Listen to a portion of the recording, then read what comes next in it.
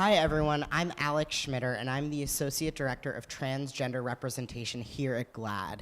I am so excited to be sitting down with the creative minds between the short film Framing Agness, which is premiered at Tribeca this week, Chase Joynt and Kristen Schilt. I have had the genuine privilege of seeing the film, and I absolutely love it and adore it in every way, and I have so many questions. So I wanted to first start out with how you came across Agnes's story and what compelled you to put that story to screen. Mm-hmm. Sure. So Agnes's story was first published in a very obscure sociology book from the 60s, but it went on to have a really big impact in my field of sociology. What's interesting about it is that it moved from sociology into trans studies in an unexpected way.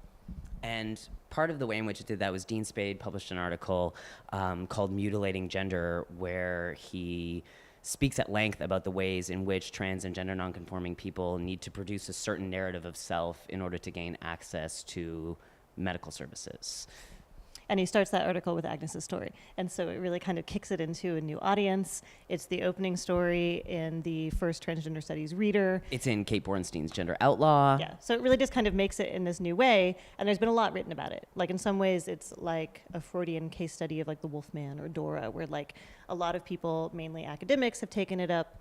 But then it's also kind of found this new life on trans history blogs where people really see Agness as a kind of folk hero. And so it's had a really interesting life. And on that note, can you tell us a little bit about Agnes's story? Sure. So the original kind of writing about Agness in the sociology textbooks was, in 1958, she approached UCLA, which at that time was one of the only place where people who might be seeking some kind of surgical interventions into gender had a remote chance of getting help if they were on the West Coast. Still rare, but remote.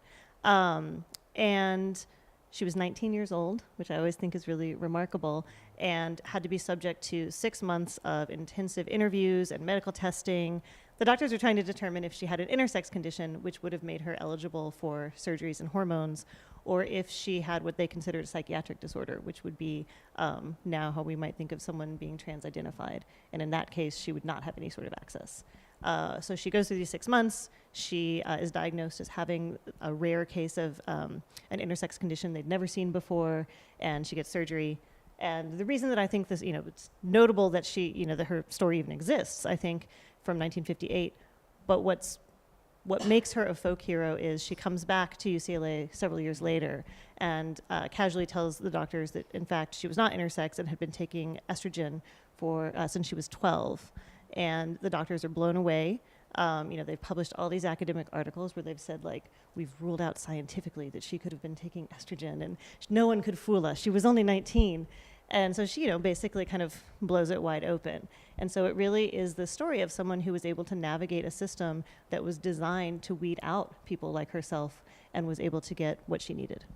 And through our research in the archives of Harold Garfinkel, the sociologist who is publishing on the case, we were able to find 8 other case studies of gender nonconforming people who were being interviewed alongside Agness at the same time. And so our project was an opportunity for us to think, what if it wasn't just Agness? What would we know about transness and gender nonconformity at this time in the late 50s, early 60s in LA if we were to encounter multiples, if we were to think about a cohort? And from there, we started thinking expansively about the potentials for our project. Well, what's so interesting, and I was kind of getting at this before, is that, a lot of us, I think, wouldn't have known that there was any kind of community in the 1950s, but just based upon media representation alone. And so can you speak a little bit about the parallels that you encountered through your research with the community that exists now with the trans community and then? Sure. I mean, some of the things that we found in people's interviews were, this is sort of referenced in the film, but one of the guys says, that he was going to, that he met all the Diesel Dykes and Butches in college. And the slang alone was, fantastic to encounter from the 50s.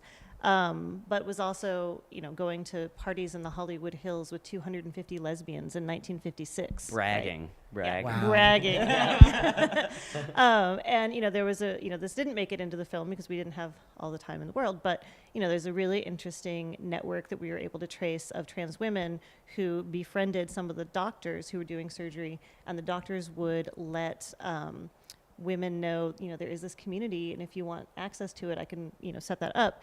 And if the women said yes, they would get these visits in the hospital from, all of these other women, Sisters, from the cousins. sisters. And so it was this kind of informal network that was really welcoming. And, one of them says, like, there's no reason to be sad. We have this community, right?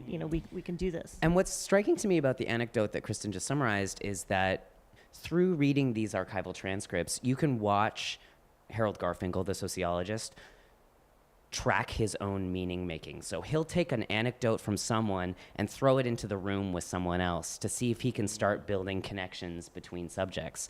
And so for all of the times where he summarizes Agness as an incredibly isolated subject, in some ways by choice, Agness was really denying any association to other gender nonconforming people because she understood that as her strategy to get what she needed from the system. There's another person who says, people are lonely because they want to be lonely. We are here, we are findable, we are ready. And so it was fascinating to be able to see the tension between those two forms of life making at the time that was only made available to us through these transcripts. That's really interesting, and it kind of leads me to my next question about how you decided upon the amazing actors and actresses to include in this film, and if you could describe them kind of for our audience here. Mm-hmm. So when we realized that we wanted to build an ensemble cast to tell this story, we really just said, well, who are our dream people and how do we get into their inboxes? And, I make a joke that all trans people know each other, and it's almost true. But really for us, there was also this really interesting opportunity to think thematically with the cases that we found. So what does it mean to be a Black trans woman navigating the politics of passing and the politics of police on the streets in LA in the 1950s? And what does it mean to be a Black trans woman in the contemporary moment? And how can we think about building connections and fractures between these? And so, for example, someone like Angelica Ross, longtime huge fan, I first encountered through her collaboration with Jen Richards in the web series Her Story, and also all of her incredible work with Trans Tech Social, which is a nonprofit designed to train trans and gender nonconforming people into various parts of the tech industry and the workforce. And to me, the relationship between Angelica's art and activism is such an incredibly important and sort of pivotal contribution to the current cultural climate. Someone like Zackary Drucker, again, longtime fan, and one of the things that I so deeply appreciate about Zackary is her work is always pushing back against a kind of legible trans respectability aesthetic, and she also works so diligently through and with other communities to elevate representational practice across a variety of axes outside of her own practice. And I think, with Silas and Max, Max Wolf Valerio was such a central figure in kind of early development of trans studies, writing the first, well, not the first, but writing one of the first autobiographies from a trans man, the Testosterone Files. And, Silas, making By Hook or By Crook, which was, such an influential film. And I think what we wanted to capture with both of them was also this intergenerational kind of experience of, even though they were both kind of coming of age in San Francisco, the time period is different enough that their lives were quite different, and really getting that kind of older generation of trans men in conversation with, the newer. And the idea that what it meant to be trans in public, of course, is not a stable question. And so to be able to think with Silas and Max about what it means to be a trans man and how that meaning shifts and changes based on your racialized and classed locations, based on your access to resources and communities and your understanding of yourself. And so to quite literally stage an opportunity to put people in a room together felt not only exciting, but also a way to illuminate some of the networks that we talked about in the film, which is to say that the two more transmasculine subjects in framing Agness know each other. Mm-hmm. And so there's a way in which one person says, well, my friend Henry is depressed, and I think he's depressed because blah, blah, blah. And that's actually people revealing their networks in the context of the interview, and we try to mirror that in our film. You talk a lot of sort of the intergenerational connection between not only the actors and actresses who are playing these real life people, but also kind of the sociological background and research that you all did. So can you talk about how you chose to tell this story? Because it's so artistically unconventional in a really beautiful way. It's like a hybrid documentary style. Can you kind of describe your process going through that, making those decisions? Mm-hmm. You know, had we tried to make a traditional documentary of, you know, here we are in the archive, like going through these boxes, which, you know, would have been staged because, you know, archive work is really boring. Most of the time you don't know what you're doing. But would lend itself to some really nice Instagram photos. Oh, yes, absolutely, which, you know, of course we did that. But, you know, I think it would have been really flat because I think that it would have almost necessitated telling a story of progress, right? Like, look what was happening in the 50s and, you know, where would you kind of go from there? And I think it would have still been, you know, we were acutely aware of the fact that everything we were reading in the archive was already filtered through this kind of interview process. And there were a variety of reasons why people were at UCLA. Not everyone was seeking surgery. I think some people were honestly happy to go someplace where people would listen to them and that they weren't stigmatized, which, you know, was really striking in those interviews. But to make a documentary about, you know, the lives of people that we found in this filing cabinet, I think seemed more kind of voyeuristic. And I think we were really interested in how do you bring these to life, right? Like, how do we sort of take control of the fact that historically trans people haven't been able to tell their own stories?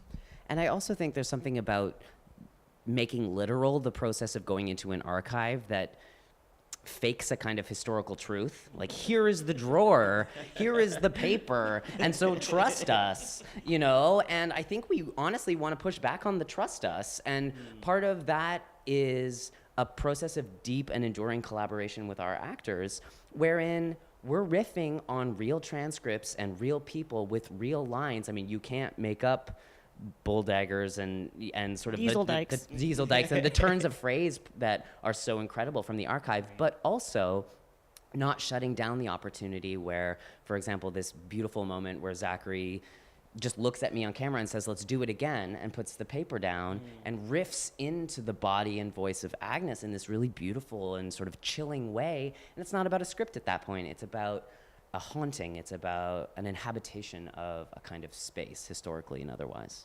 And an embodiment of people that may not be in the room, but they're very much in the room.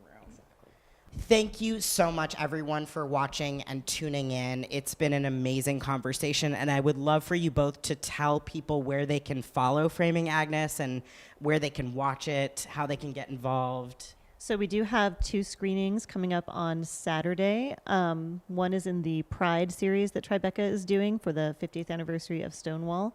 So we're incredibly excited to be included in a shorts program of LGBTQI expansive films.